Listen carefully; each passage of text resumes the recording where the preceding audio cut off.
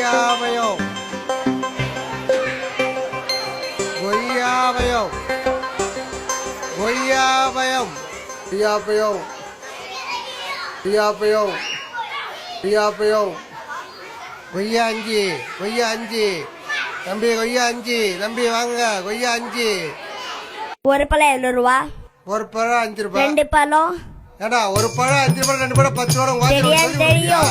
ஒரு பழம் 5 ரூபா, 2 பழம் 10 ரூபா, 3 பழம் 15 ரூபா, 2 பழத்தை 8 ரூபாய்க்கு தருவீங்களா? வேற ஒருத்தி யாரோ பேசி. ஹலோ என்னங்க நம்ம பையன் சீனுக்கு கீழே பேச்சு இல்லாம இருக்காங்க. பையன் கீழே வந்துட்டானா? ஆமாங்க. போல ஆட்டி கூட்டு போடி. சீக்கிரம் வாங்க. நான் வந்துறேன். நான் உடனே வரேன். சீக்கிரம் வாங்குங்க.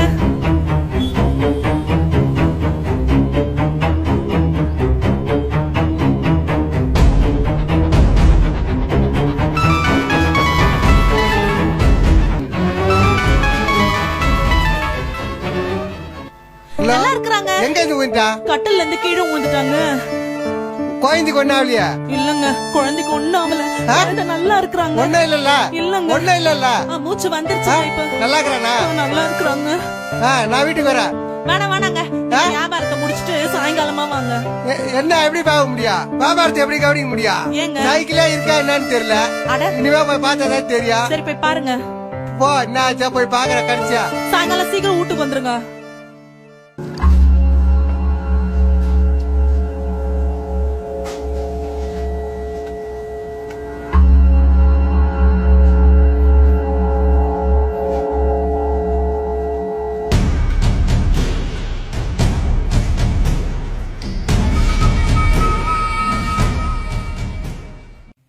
தம்பி, நான் தான் இங்க இல்லையா? அப்படியே பழத்தை எடுத்து சாப்பிட வேண்டியதானே? ஏன்னா எல்லாத்துக்கும் காசு போட்டு எடுத்து சாப்பிட்டுக்கிறீங்க. நீங்க இல்லன்னா நான் அல்லா பாத்துட்டு இருக்கான். அல்லாவா? அவன் எங்க இருக்கா? அல்லா எல்லா இடத்துலயும் பாத்துட்டு இருக்கான். திருடி சாப்பிட கூடாதுன்னு எங்க நபி சொல்லிருக்காங்க. உங்க நபியா என்ன சொல்லிருக்காரு? உழைச்சுதான் சாப்பிடணும். அடுத்தவங்க பொருளை அனுமதி இல்லாம எடுக்க கூடாது. அப்படி எடுத்தா அது ஹராம். உங்க நபியா எப்ப சொன்னாரு? யாருகிட்ட சொன்னாரு? உங்ககிட்ட சொன்னாரா? ஏன் உங்களுக்கு எதுவுமே தெரியாதா? எல்லாம் அங்க ஹஜ்ரத் தான் சொன்னாங்க. ஹஜ்ரத்தா? ஆமா, அவங்க அங்கதான் இருக்காங்க. எனக்கு உங்க நபியை பத்தி சொல்லுவாரு. சொல்லுவாங்களே, வாங்க அங்க ஹஜ்ரத் கிட்ட போலாம். வாடாப்பா, கொய்யா வைக்கவானோ? கொய்யா அப்புறமா வைக்கலாம். உங்களை பார்த்தா ஹஜ்ரத் சந்தோஷப்படுவாங்க. என்னடா இவ்வளவு தூரம் கூட்டம்? ஆமா வாங்க. அஸ்ஸலாமு அலைக்கும். வலைக்கும் அஸ்ஸலாம் வரஹ்மத்துல்லாஹி வபரகாத்து. என்னப்பா தாரிக், கொய்யாப்பழ வண்டியை கொண்டு வந்திருக்க? ஹசரத், இந்த கொய்யாப்பழ அங்கிளுக்கு ரசுல்லா பத்தி தெரியணுமா, அதான் கையோடு கூட்டிட்டு வந்தேன். சரி ஹசரத், அஸ்ஸலாமு அலைக்கும், நான் வரேன். வாங்க ஐயா. ஐயா நாங்கெல்லாம் வரலாம் ஐயா. தாராளமா வாங்க, உட்காருங்க. ஐயா நான் சும்மாதான் ஐயா விளையாட்டு கேட்டேன். அந்த பையன் கூட்டாந்து விட்டாயா? குழந்தைங்களுக்கு எல்லாம் இவ்வளவு நல்லது சொல்லி கொடுக்குறீங்களா? உங்களை பாக்கலாம் தான் ஐயா வந்தேன். நபிகள் நாயகம் எதுக்கெல்லாம் ஐயா சொல்லி கொடுக்குறாரு? ஆமா கணேசா, நபிகள் நாயகம் எல்லாத்துக்கும் வழி காமிச்சிருக்காங்க.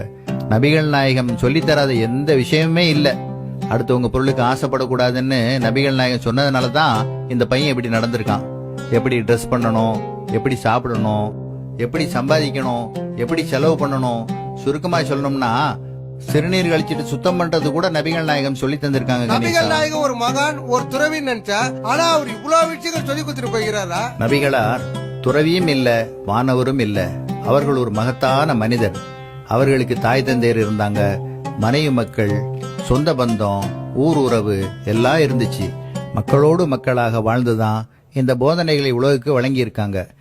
நபி ஸல்லல்லாஹு அலைஹி வஸல்லம் அவர்கள் மட்டுமில்ல, உலகில் வாழ்ந்த எல்லா நபிமார்களும் மனிதர்கள் தான். மனிதர்களுடைய எல்லா ஆசாபாசங்களும் அவங்க எல்லாருக்கும் இருந்திருக்கு. வாங்க உள்ள போலாம். ஐயா அப்படின்னா நிறைய நபிமார்கள் இருந்திருக்காங்களா? கணேசா, இறைவன் இந்த உலகத்தை படைச்சதோடு விட்டு இல்லையே, வழிகாட்டுற பொறுப்பையும் தானே ஏத்துக்கிட்டானே. ஒவ்வொரு காலகட்டத்துக்கும் ஒவ்வொரு சமுதாயத்திற்கும் நபிமார்களை இறைவன் அனுப்பிச்சு வச்சிருக்கான். இப்படி 1 லட்சத்துக்கும் மேல நபிமார்கள் வந்திருக்காங்க. மூசா நபி, ஈசா நபி, யாக்கூப் நபி, தாவூத் நபி. கிறிஸ்தவங்க இவங்களை சொல்லுவாங்க மோசஸ், ஜீசஸ், டேவிட், ஜேக்கப், இப்படி சொல்லுவாங்க. இந்த வரிசையில இறுதியா கடைசியா வந்தவங்க தான் நபிகள் நாயகம். ஐயா தூதர்னு சொல்றீங்களா? அப்படின்னா முகமது நபி கடவுள் கிடையாது ஐயா. நபிகள் நாயகம் மனிதர்களிலே சிறந்த மனிதராக இருந்தாங்க. அவங்களே சொல்லியிருக்காங்க, கிறிஸ்தவர்கள் மரியமுடைய மகன் ஈசாவை கடவுளாக்கியதை போல என்ன நீங்க கடவுளாக்கிறாதீங்க. ஐயா கேளுங்க. இடையில பேசுறதுக்காக மன்னிச்சிருங்க ஐயா. இஸ்லாமியத்தை ஆரம்பிச்சது முகமது நபிகள் தானே ஐயா? மனிதன் எப்போ தோன்றினானோ அப்ப இருந்து இஸ்லாம் இருக்கு. அப்படின்னா இஸ்லாமியத்தை ஆரம்பிச்ச முகமது நபிகள் இல்லையா ஐயா? இல்ல, இந்த உலகத்துல முதல்ல படைக்கப்பட்ட முதல் மனிதர் ஆதம் அலைஹிஸ்ஸலாம். முதல் மனிதரே முதல் தூதராகவும் இருக்கிறாங்க. அன்னையில இருந்து இஸ்லாம் இருக்கு. இஸ்லாம்ங்கிறது மதம் இல்ல, அது ஒரு வாழ்க்கை நெறி. இந்த வாழ்க்கை நெறியை தான் ஒவ்வொரு காலகட்டத்திலையும் ஒவ்வொரு நபியும் அந்தந்த மக்களுக்கு எடுத்துரைச்சிட்டு இருந்தாங்க. இறுதி நபி முகமது ஸல்லல்லாஹு அலைஹி வஸல்லம் அவங்களுக்கு இறைவன் திருக்குர்ஆன்ங்கிற வேதத்தை கொடுத்தான். அந்த வேதத்தின் வழிகாட்டுதல்ல தான் இந்த பணியை முகமது நபி ஸல்லல்லாஹு அலைஹி வஸல்லம் அவர்கள் முழுமைப்படுத்தி இருக்காங்க. உட்காருங்க. அப்படின்னா குர்ஆன்றது நபிகள் நாயகம் எழுதின புத்தகம் இல்லையா ஐயா? குர்ஆன் இறைவனால இறை தூதர் முகமது நபி ஸல்லல்லாஹு அலைஹி வஸல்லம் அவங்களுக்கு அருளப்பட்டது. குர்ஆன் அரபியர்களுக்கோ முஸ்லிம்களுக்கோ மட்டுமோ சொந்தமானதல்ல, உலக மக்கள் அனைவருக்கும் வழிகாட்டியா இருக்கு. நீங்க சொல்றதுலாம் புதுசு புதுசா இருக்கு. குர்ஆன்ல எங்களுக்கு கூட வழிகாட்டல் இருக்குதா ஐயா? ஓ நிச்சயமா. குர்ஆன் உலக மக்கள் அனைவருக்கும் ஒரு நல்ல உபதேசம்னு குர்ஆனே தன்னை பத்தி சொல்லுது. அது மட்டும் இல்லாம குர்ஆனின் பல வசனங்கள் ஓ மனிதர்களேன்னு திருக்குர்ஆன் சொல்லுகிறது. அது மட்டும் இல்லாம நபிகள் நாயகம் ஸல்லல்லாஹு அலைஹி வஸல்லம் அவங்க முஸ்லிம்களுக்கு மட்டும் நபியா வந்தவங்க இல்ல, உலகத்தில் உள்ள எல்லா மக்களுக்கும் நபியா வந்தவங்க. ஐயா சொன்னா தப்பா நினைக்க மாட்டீங்களா? ஏன் தப்பா நினைக்க போறேன்? நீங்க கேட்காம இருந்தாதான் தப்பா நினைப்பேன். அப்படின்னா நாங்களும் குர்ஆன் படிக்கலாமா? தாராளமா படிக்கலாம். நானே உங்களுக்கு ஒரு குர்ஆனை கிஃப்ட் பண்ணலாம்னு இருக்கிறேன். ஐயா எனக்கு இன்னும் ஒரு சந்தேகம் ஐயா. நபிகள் நாயகம் இறந்து ஒரு 200-300 வருஷம் இருக்குமா ஐயா? இல்ல, முகமது நபி ஸல்லல்லாஹு அலைஹி வஸல்லம் அவங்க கிபி 571 ஆண்டு அரேபியா நாட்டில குறைஷ் என்னும் குலத்தில அப்துல்லா ஆமினா என்ற தம்பதியருக்கு மகனாக பிறந்தாங்க. பிறக்கிறதுக்கு முந்தையே தந்தையை இழந்தாங்க. 6 வயதாகும் போது அன்னையை இழந்தாங்க. பாட்டனார் அப்துல் முத்தலிபின் பராமரிப்பிலே வளர்ந்தாங்க. அவர்கள் மரணித்த பிறகு பெரிய தந்தை அபூ தாலிப் அவங்களோட பராமரிப்பில் வளர்ந்தாங்க. ஆடு மேய்ச்சாங்க. சின்ன வயசுலேயே ஒழுக்கமும் தூய்மையும் நிறைஞ்ச இளைஞரா வளர்ந்தாங்க. எல்லாருக்கும் நம்பிக்கைக்கு உரியவராகவும் உண்மையாளராகவும் திகழ்ந்தாங்க. 25ஆம் வயதில் தன்னை விட 15 வயது மூத்த 40 வயதான 4 குழந்தைக்கு தாயாக இருந்த கதிஜா என்னும் விதவையை மணமுடித்தாங்க. 40 வயது வரை அவங்க நபி இல்ல. தனது 40ஆம் வயதில் ஹிரா மலை குகையில் தனித்திருந்த போது மாணவர் தலைவர் வஹி எனும் வேத செய்தியை எடுத்து வந்தாங்க. அன்னையிலிருந்து பிரச்சாரத்தை தொடங்கினாங்க. ஒரே இறைவனை மட்டும்தான் வணங்கணும்னு சொன்னாங்க. நான் தான் இறை தூதர் என்று அறிவிச்சாங்க. மது, சூது, பெண் சிசு கொலை, இனவெறி, குலவெறி, அடிமை முறை எல்லாத்தையும் எதிர்த்து அந்த மக்களை தூய்மைப்படுத்தினாங்க. 13 வருஷம் மக்காவில் பிரச்சாரம் செஞ்சாங்க. அங்குள்ள மக்கள் தொல்லை தரவே மதீனாவிற்கு புலம்பெயர்ந்தாங்க. 10 ஆண்டுகள் இஸ்லாமிய ஆட்சியை நிறுவி அவங்களுடைய தூதுத்துவ பணியை திறம்பட செஞ்சாங்க. 63ஆம் வயதில் மரணமடைஞ்சாங்க. அவங்க வாழ்ந்து மறைந்து 1400 ஆண்டுக்கும் மேலாகிவிட்டது. உலகம் இருக்கிற வரை அவங்க வாழ்வு பின்பற்றப்படும். ஐயா நீங்க சொல்றது ரொம்ப சந்தோஷமாவா இருக்கு, ரொம்ப ஆச்சரியமாவா இருக்கு. நபிகள் நாயகத்தோட வேலை இது மட்டும் தானே ஐயா? குர்ஆனே சொல்லுது, கேளுங்க. இவர் முஹம்மது நன்மை செய்யுமாறு மக்களை ஏவுகிறார், தீமைகளிலிருந்து அவர்களை தடுக்கிறார், அவர்களுக்கு தூய்மையானவற்றை அனுமதிக்கிறார், தூய்மை இல்லாதவற்றை தடை செய்கின்றார், அவர்களின் மீதுள்ள சுமையை இறக்குகின்றார், அவர்களை பிணைத்திருந்த விலங்குகளையும் உடைத்தெறிகிறார்.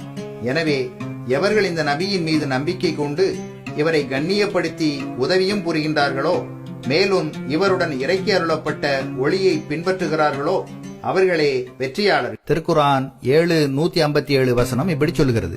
கடைசியா ஒரு சந்தேகம். அரபு நாட்டுக்கு சரி, நம்ம நாட்டுக்கு இதெல்லாம் ஒத்து வருமா ஐயா? ஏன் ஒத்து வராது கணேசா? நபிகளா ஸல்லல்லாஹு அலைஹி வஸல்லம் அரபு நாட்டுல பிறந்ததுனால குர்ஆன் அரபிலே இருக்கு. தமிழ்நாட்டுல பிறந்திருந்தா தமிழ்ல தானே இருந்திருக்கும். அரபு நாட்டுக்கு மட்டும் அவங்க தூதரா அனுப்பப்படல. நான் முதல்ல சொன்னேனே, உலக மனிதங்க எல்லாருக்கும் அல்லாஹ் அனுப்பப்பட்டவர்னு. அன்னைக்கும் பெண் சிசுவை கொண்டாங்க, இன்னைக்கும் கொள்றாங்க. மது, சூது அன்னைக்கும் இருந்துச்சு, இன்னைக்கும் இருக்குது. இறைவனை நிராகரிக்கிற மக்கள் அன்னைக்கும் இருந்தாங்க, இன்னைக்கும் இருக்காங்க. அதனால அன்னைக்கு சொன்ன போதனைகள் இன்னைக்கு மட்டுமல்ல, உலகம் இருக்கிற வரை எல்லா மனுஷங்களுக்கும் பொருந்தும் கணேசா. அதனாலதான் இன்னைக்கும் உலகம் முழுவதும் 160 கோடி மக்கள் அவங்களை பின்பற்றாங்க. நிறைய வரைக்கா குத்துட்டீங்க ஐயா, ரொம்ப நன்றி ஐயா. அள்ளக்குறையாத சரித்திர சமுத்திரத்திலிருந்து பெருமானார் என்ற பெருங்கடலின் ஒரு துளிதான் இங்கே தெரித்து விழுந்திருக்கின்றது. இன்னும் சொல்லச் சொல்ல உள்ளமும் உயிரும் உருகும் உன்னதமான வரலாற்று நாயகரை, உலகம் வியக்கும் நபி முகமது ஸல்லல்லாஹு அலைஹி வஸல்லம் அவர்களின் வாழ்வை நீங்கள் முழுமையாய் அறிந்திட வேண்டாமா? தொடரட்டும் நம் தொடர்புகள்.